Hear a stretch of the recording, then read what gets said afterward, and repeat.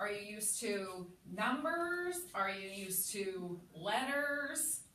Both. I'm used to both. Yeah. You're used to both. Okay, so in this is our what? Level. Okay, this is our level. What's the R stand for? Red. Red, or our what? The primary color. Ah, yeah, primary tone. Woohoo! Okay, so this is our primary tone. And then what's the V stand for? Secondary and violet, right? Okay, so chromatics, you have this on the box, but then you also have a number system. And honestly, this was new to me because I've always used RedKen. For the last 20 years, that's all I've used. So I had color gels, I had color fusion, I was used to color fusion, all it had was the letters. So when the box came out in chromatics and I saw numbers, I had to learn a whole new way of thinking. So for me, this hangs on our back wall.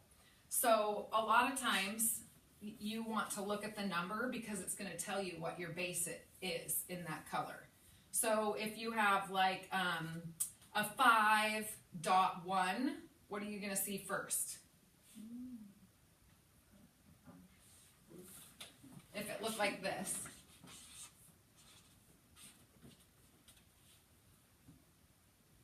Your level would be 5, Yeah. Okay. and then your tone would be Oh, okay. Yeah. blue ash, right? Okay, I'm gonna do this one just to throw you for a loop. So if this would be what? Level 5. What's our primary tone? Violet.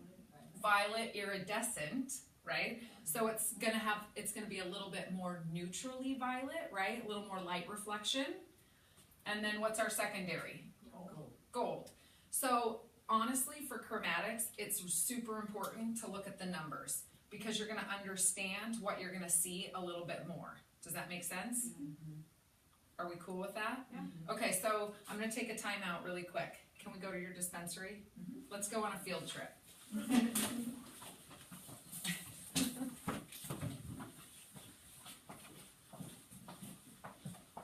This just helps, like I'm a visual learner, so for me I have to be able to see things. Okay, so when we look at this right here, right, 5IG, what does that mean to you? Iridescent gold. Well, what is iridescent? Right? There's your number.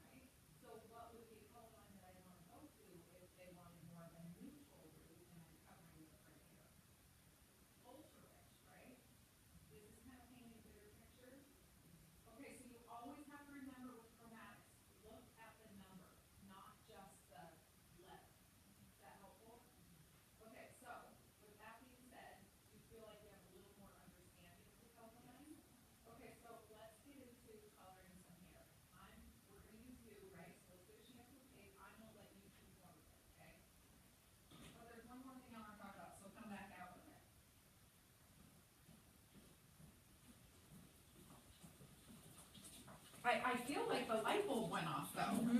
That doesn't make Right? sense. Like, it is super important, like, we always feel like, oh, I just understand this, but this, when I really, like, started paying attention to numbers, I feel like my color business grew. I formulated way easier, and my end result, I always got what I was looking for. Cool, so I'm gonna leave this, and another thing that might be helpful is, that's so low, like, put it on the inside of the cupboard in the back room. So when you're thinking really quickly, honestly, it sounds terrible, but I've been doing hair for 20 years and I do not have the color wheel memorized.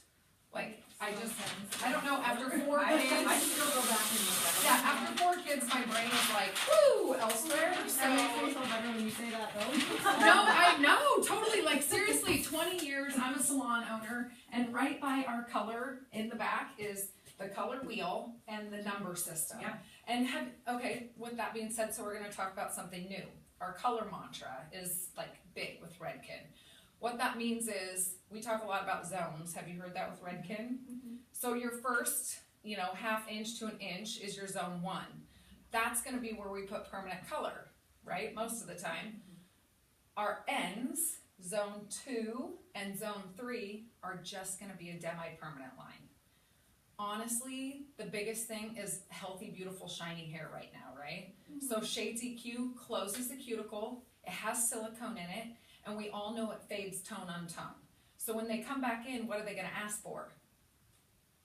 A refresh. A refresher on the ends. Do we have to charge for that? Yes. Yes, so it doesn't matter, anyone that comes into our salon, root color, they always are getting a Shades EQ on the ends. It's like when you paint a wall and you just do one coat and it doesn't look, it's almost like I went over brown, it looks kind of flat, I need another color, right? Something that makes it pop. So your demi-permanent on the ends is what is your finisher and really makes it pop. And that's what adds the extra dollar in your chair and keeps people coming back. So when we do color today, I'm gonna have you guys formulate your roots and your ends. Cool? Okay, are you ready to play? Yeah. Okay. You guys pick where we're gonna do this, what station, and then we'll get her all ready. We can just do it. Okay. I'm gonna grab a towel. Okay, so what does she have in her hair? She went to the gym, it's pulled in a ponytail. Ew. Is she our perfect color client? Yes. Okay, so honestly, I'm breaking the rules because it's Sunday and everybody wants to get back to their life, right? Yes. So if she came from the gym and her hair was a little bit like she had sweat in it or old product, tell me honestly, what would you do?